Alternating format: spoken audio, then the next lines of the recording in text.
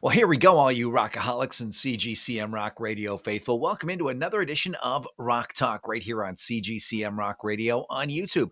My name is Bob Bannister. I'm your host for these little chats, shall we say. While we're at it, don't forget to like and subscribe. See that button right there between my fingers? Yeah, you want to click on that one and keep up to date on what's going on in the world of rock. This time around, we caught up with Rob Hussey. He is the frontman of Vegas-based band Cyanide. Boy, oh boy, these guys bring back the 1980s huge. Wait till you see inside his studio. I mean, you thought my stuff was great? Wait till you see his. It's even better. It's even cooler. I got to say that. I'm a little bit jealous, fanboying a little bit even. But what we talked about was the fact that, we're both 80s babies and we both love the fact that that music is back and it's here and everybody just absolutely loves it. I can't wait to get my hands on this album. Kibble Records' own Cyanide. 21 Gun Salute, the new album coming up. Let's step inside the Rock Talk studio and chat with Rob Hussey right here on this edition of Rock Talk.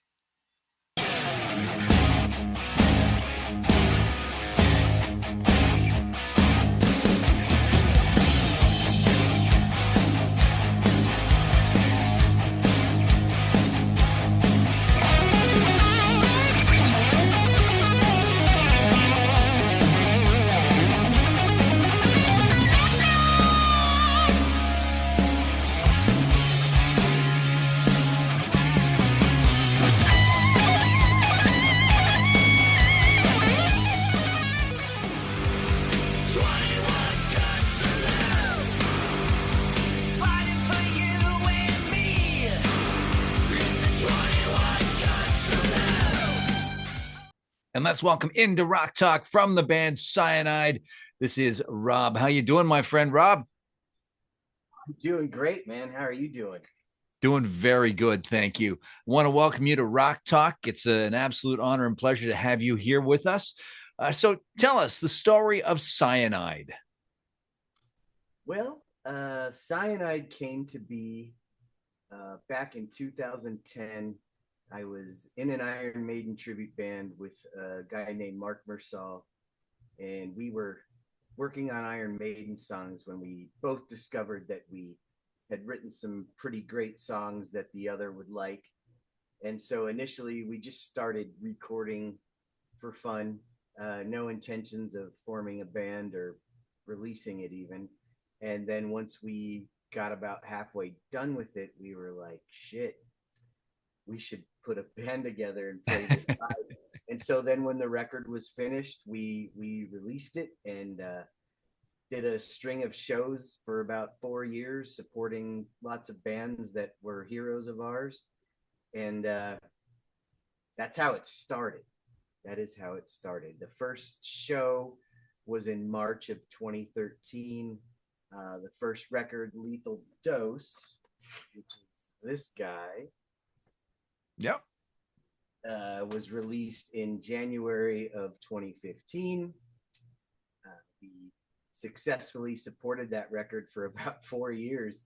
And then 2020 happened and, the band kind of ceased to exist for a while. And well, the whole world kind of ceased to exist for a while during that time. Right, yeah, and I was no exception. I went during that time a whole year without even touching a guitar or writing a song, or I really didn't even think I was going to do it anymore. And then when I started coming out of that, I just decided I was going to go it alone this time. And so I started writing. And at that point, I had only had 3 songs because Mark and I had been working on the record prior to him leaving. And so we had 3 songs, and the prospect of writing 9 songs by myself seemed overwhelming at the time. But I just dug in and didn't give up. And now here we are. The record is now going to be released streaming on all platforms on October 17th. The CD has been out for a few months on Kibble Records, and now the rest of the world is going to hear it next Friday. Absolutely, and cannot wait for that. So mark that on your calendars, October 17th, to be listening for the 21 Gun Salute live streaming event. That is going to be so much fun. And you mentioned you were on Kivel Records. Another friend of CGCM Rock Radio, Nikolov, is on Yes, Kivel Records as well. great band, great band. Absolutely. So, what does the rest of 2025 and into 2026 look like for Cyanide? Well, we're in a very unique position here in Vegas because the members of our band, we also have a few tribute bands that we play in, all the same members.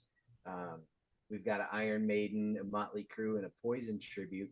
And so we've been lucky enough that we've been allowed to book Cyanide as the opening act for these tribute band shows. And so we get in front of, more people that way. And it's funny because these days you kind of have to find, you got to give people a reason to even care that you have your own music. And Yep. I do that by going out and singing Iron Maiden songs and Motley Crue songs, and people seem to like the way I do it, and because of that, they then give Cyanide a chance, and so we'll be doing shows at least once a month here in Vegas. Uh, the tribute bands will be on a rotational basis, and the Cyanide will just always be the opening act. And then we've got some really cool stuff for the tribute bands coming up next year that should also help raise the profile of Cyanide even further. Now If you if mentioned all these music videos we're about to film and release don't do it, that'll help. there you go. There you go. Now, one of the questions I've got down a little further down my list, I'm going to go to it now because it's kind of tying in. You're mentioning about the fact being in an Iron Maiden tribute band. Our one of our sponsors here on CGCM Rock Radio is Trooper Beer, and Yes, yes, I have some of that. it is good stuff. Drinking it now. I'm sticking with good old Dr. Pepper. You're a wise man. So my question is, everybody knows that Yannick from Iron Maiden is the guy that's always falling off the stage or falling on his face or dropping his guitar. Have you guys had a Yannick moment? Gosh, just the other night on September 13th, for the first time ever, I ate shit on stage.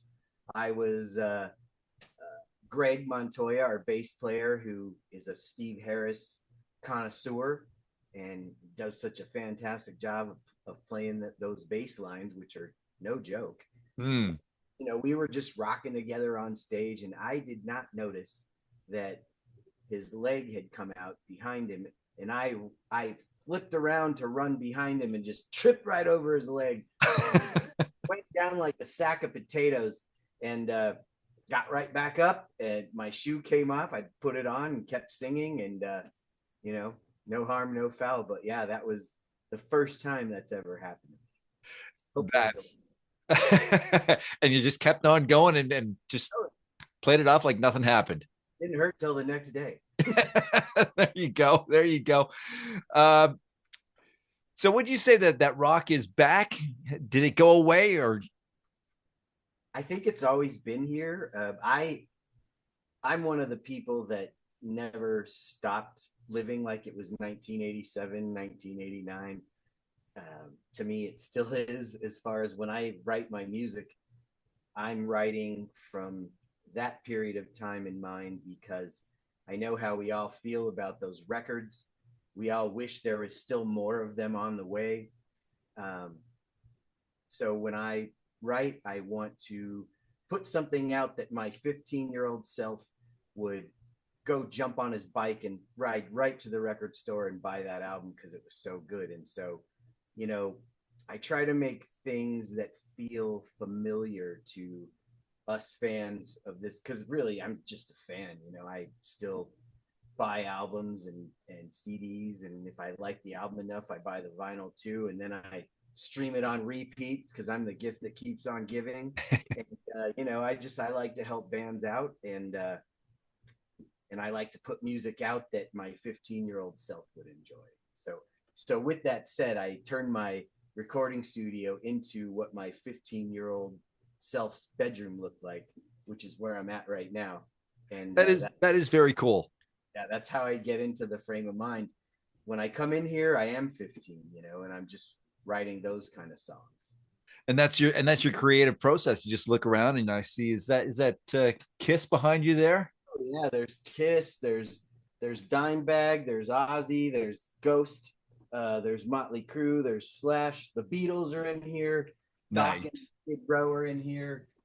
There's a bunch of Iron Maiden stuff over there. Metallica's in here. All my heroes are in here with me when I'm writing, and I always just look to them for inspiration. Just like me, I got my ultimate hero right here, Mr. Jimmy. Yes, all hail Jimmy. That actually was the back of a jean jacket I used to have. A guy I used to work with years ago painted that on my jean jacket. The only part of the jacket that did not disintegrate.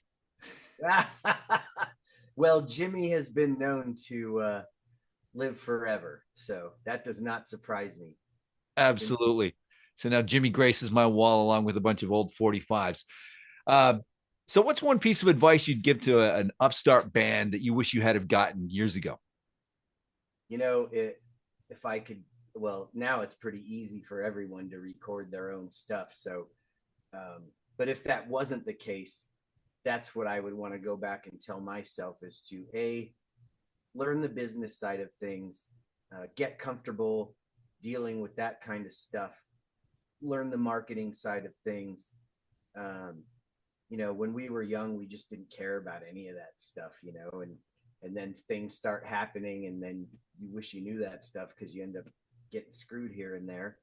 And so I would say that I would say always play the kind of music that truly moves you. Don't try to make something for other people's enjoyment. If you're not loving what you're doing, people see right through it. And so, and I did the same thing for a while. I was playing some music for a while during the late 90s, early 2000s that I didn't love, and I didn't, it wasn't my type of music. And I think it showed. And then one day I just, and I was a drummer back then also, I should. Mm. So I was always kind of joining other people's bands back then. So, I didn't really have any kind of control over what kind of music we'd be playing. But when I finally decided at the age of 40 that I was just going to become a lead singer and start singing Iron Maiden songs, uh, that's when things started to happen. So, yeah, do what you love. And that is when I decided to play the kind of music I always wanted to play that old bandmates weren't quite interested in doing. And so what I'm doing now is what I've been wanting to do since, the 80s and just never had the opportunity. So now I'm, now that I've written an entire album by myself, I feel like there's nothing I can't do. And Oh, there you go. I'm really excited to see what the next album sounds like. I'm ready to get going on that. And this one's only just coming out. And you know what? That's an attitude I'm hearing from a lot of other artists. Is there's this whole DIY thing that everybody is like, hey, you know what? The labels aren't doing it for us. We're just going to do it all ourselves, and that just seems to be the most important way to do it now. It is, and I did record this album alone. Well, not alone. I had a producer, but I didn't have a band at the time. And at that point, I really wasn't even. Again, I wasn't thinking that I was going to put together a new version of Cyanide and go out and do this. I was just making the record for me. I wanted it to be everything I always wanted out of every other thing I had ever recorded. And I think I really did it this time. I mean, I've lived with this album now for about a year since it was done being mixed, and I still am in love with it. I am just really proud of it.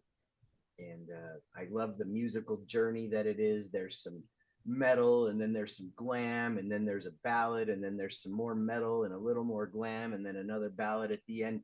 It's just, a musical. And I was like that when I was a kid in school. I never just liked Motley Crue or just liked Slayer. I liked all those bands. Mm, There wasn't a lot of kids like me at school that liked it all.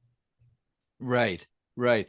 And we've been talking about the whole DIY thing. You kind of touched on something. I interviewed a band from Australia, Ashes of Autumn, and the lead singer Melanie. That's how she approached the vocals. She kicked everybody out of the studio. She knew how to run the equipment, so she just said, you know what? I've Yeah, got the music. This is me. I'm just going to do it. And it's just mind blowing. it was really it's really rewarding when it starts happening. Once I got to the point where I had 5 songs, I started to gain a little bit of confidence. And then I had 7, and then I had 9, and then I was like, man, I am really gonna do this, and I'm just so happy with the way it came out.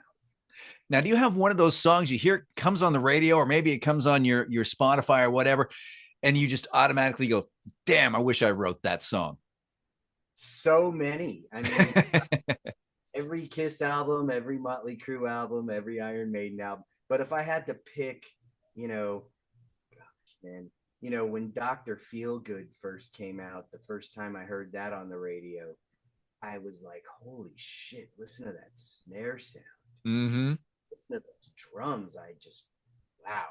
And yeah, I mean, I would say maybe that Flight of Icarus, man. Whenever I hear Flight of Icarus, Oh, yeah. I love that song.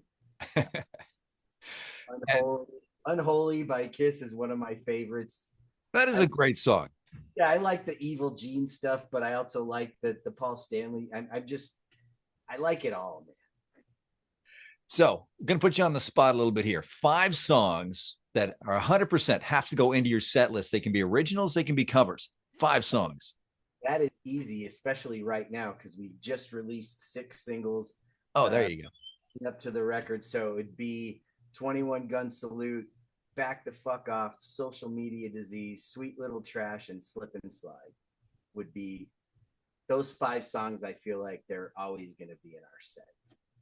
Excellent. Now, before we wrap this thing up, I like to do a little thing called This or That. It's just a series of top of the head questions. Just give me half a second here. My dog is in the studio with me here. I got to. I'm a dog person. I support this. Cisco, be quiet. My stepson and stepdaughter just came home, so he's excited. Very excited. He's my executive producer. He gets credit on all my videos. As he should. As he All right, so here we go with This or That. Okay. Peanut butter or chocolate? Peanut butter. Dark chocolate or milk chocolate if you do go with the chocolate? Dark chocolate because it's lower in carbs. And it's healthier for you too, believe it or not. Scary movies or comedy? Comedy. Android, I do like the scary ones though, but I'd have to go with comedy. Android or iPhone? The ongoing battle. I've had both. I love things about both. I hate things about both. Man, that right there is But if I really have to pick, because there's cons to both, I'm going with iPhone. And finally, pineapple on pizza, yes or no? Absolutely, every single time. Pepperoni, pineapple, and some crushed red pepper. I'm good. There you go. Hey, Rob Hussey from Cyanide. Thank you for joining us on this edition of Rock Talk. What's the socials so fans can keep in touch? We have a official website, cyaniderocks.com, ROCKS.com. And all of our socials for Cyanide and the tribute bands are all in one place. Each band has its own separate EPK on the website. All of the Cyanide videos, links, music, everything's there all in one place for all the bands. And so yeah, cyaniderocks.com. Check it out today. Absolutely. And don't forget that streaming event coming up on the 17th of October. You don't want to miss it. Yes, and we've got all of the singles that have been released up to this point prominently displayed on the website. So you don't have to go around looking for them. You just go there and everything's there. It's a one-stop shop. One-stop shop. We like to make it convenient for you. Awesome. Hey, thank you again for joining us, Rob. And thank you for joining us on this edition of Rock Talk right here with CGCM Rock Radio on YouTube.